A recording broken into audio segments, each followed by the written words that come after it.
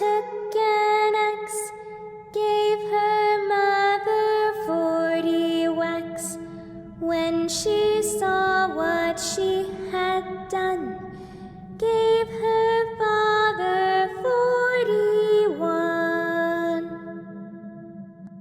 Scary story time. Hello guys and ghouls. Today's video is in honor of International Women's Day. This idea was brought forward by one of our community producers, Amy Grando, who is a dear friend of ours. We just wanted to thank all of the mothers and sisters and female family and friends in our lives that contribute to our mental health and spiritual growth and wellness. So thank you to all you do.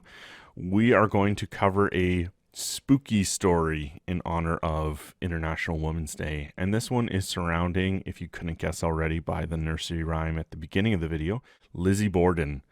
And I know a lot of people have heard this in the past, but I don't hear too many people talking about it anymore, so I thought, why not? Today is a great day to bring it up. This content is brought to you by the A&E television producers. I thought they did a great job summarizing the incident. Little warning before we continue with today's content. It is graphic, so listener and viewer discretion is highly suggested. If, violent murders deeply affect you, then maybe don't continue on with this video and catch our other content later on. So, fair warning. On August 4th, 1892, Andrew and Abby Borden are found hacked to death in their Fall River, Massachusetts home. Andrew was discovered in a pool of blood on the living room couch, his face nearly split in two. Abby was upstairs, her head smashed to pieces.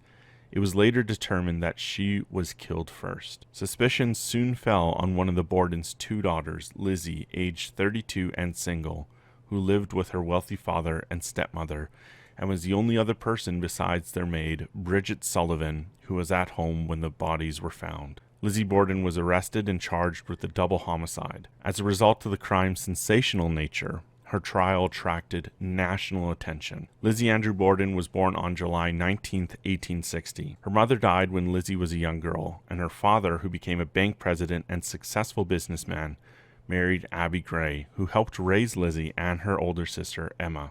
The sisters reportedly despised their stepmother and, as adults, argued with their father over money matters. Lizzie claimed that she was in the barn at the time of the murders and entered the house later that morning to find her father dead in the living room. The evidence that the prosecution presented against Borden was circumstantial. It was alleged that she tried to buy poison the day before the murders, and she burned one of her dresses several days afterward.